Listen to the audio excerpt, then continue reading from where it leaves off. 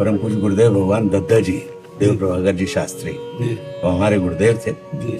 तो 2020 में जो 1.25 करोड़ पार्थिव शिवलिंग निर्माण महारुद्र यज्ञ करते थे, 131 यज्ञ उन्होंने किए थे। तो उनके साथ आना होते रहता था जब तक शरीर में थे। तो हमने कहा कि एक बार आपकी दृष्टि पड़ जाएगी तो सैनिटाइज हो जाएंगे, उत्तम स्वास्थ्य की कामना की है। अब ये तो भगवान की लीला है। नहीं, शरीर अगर अस्वस्थ है और मन स्वस्थ है तो कोई फर्क नहीं पड़ता। तो महाराज जी आप बिल्कुल परम स्वस्थ लगते लेकिन हमें अस्वस्थ रोज डायलिसिस होता है, हमें नहीं लग रहा। अब आप ये लौकिक लीला कर रहे हो हम लोगों को भरमाने के लिए, लेकिन हमें आप कहीं से भी, न शरीर से न आत्मा से। महाराज जी जब भी बॉम्बे जाते हैं तो आपकी हमेशा स्वास्थ्य की सबसे पहले पूछते हैं, महाराज जी का स्वास्थ्य कैसा है। लेकिन अब नहीं पूछूंगा। अब तो मैं मान के चल रहा हूँ कि आप ही निकलवा रहे होंगे, हम उसको ये नहीं कहेंगे।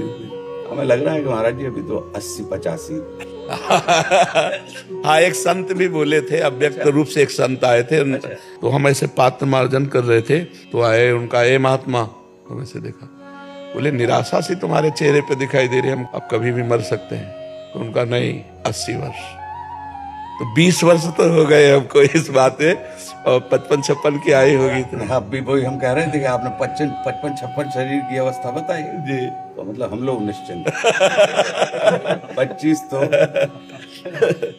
परम पूज्य गुरुदेव दद्दा जी ने, महाराज जी, तो 131 यज्ञों में से 130 यज्ञ में मुझे उन्होंने बड़ी कृपा करी कि कहीं पे भी कुछ हो जाए यज्ञ नहीं छूटे, और मैं वहां रहा।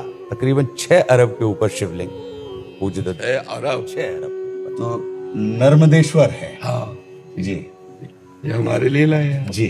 हाँ। ये लाल चंदन सेवा के लिए, ठीक है। और ये कन्नौज का इत्र है श्री जी की सेवा। नाम सेवा विराजमान। हम तो अब भी हमने सुन लिया, आपने कहा ही था कि खुशबू बांटोगे तो खुशबू मिल जाए।